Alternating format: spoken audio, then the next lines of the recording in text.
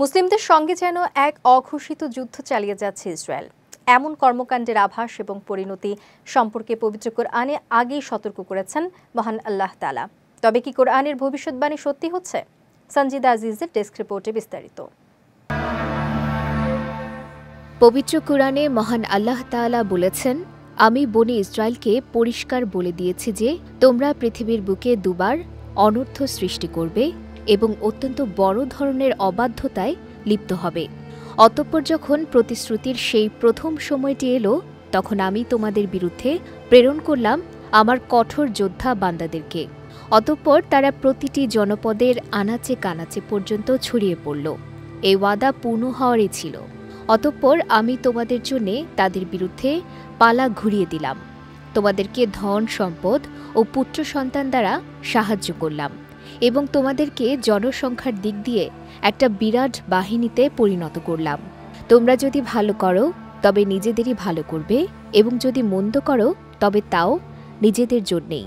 এরপর যখন দ্বিতীয় শেষ সময়টি এলো, তখন অন্য বান্দাদেরকে প্রেরণ করলাম, যাতে তোমাদের মুখমণ্ডল বিকৃত করে দেয় আর মসজিদে ঢুকে পড়ে যেমন প্রথমবার ঢুকেছিল, এবং যেখানেই জয়ী হয় সেখানেই পুরোপুরি ধ্বংসযজ্ঞ চালায়।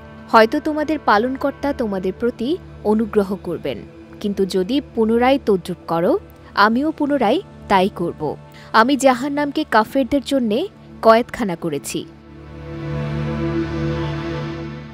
কুরআনে বর্ণিত সূরা বনি ইসরায়েলের এই আয়াতগুলো ইঙ্গিত দেয় যে ইসরায়েলি জাতি দুইবার পৃথিবীর বুকে ফাসাদ বা বিশৃঙ্খলা সৃষ্টি করবে। তবে প্রথমবার যখন এমন কিছু ঘটবে, আল্লাহ তাদের পরাজিত করবে। ধারণা করা হয় প্রথম ঘটনাটি অনেক আগেই ঘটে গেছে।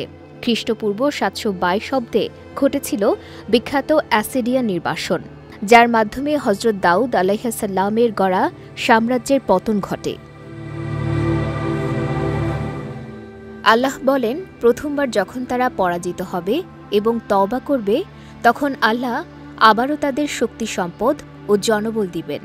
সেই প্রথম সাম্রাজ্যের পতনের পর বর্তমান সময়ে এসে ইসরায়েলিরা আবারও শক্তিশালী হয়েছে এবং তারা পুনরায় পৃথিবীতে ফাসাদ সৃষ্টি করছে। তবে কি এখনই সত্যি হচ্ছে পবিত্র কোরআনের প্রতিশ্রুতি? ইসরায়েলের পতন কি সন্নিকটে? একমাত্র মহান আল্লাহ তাআলাই তা ভালো জানেন। বিজয় টিভি নিউজ ডেস্ক।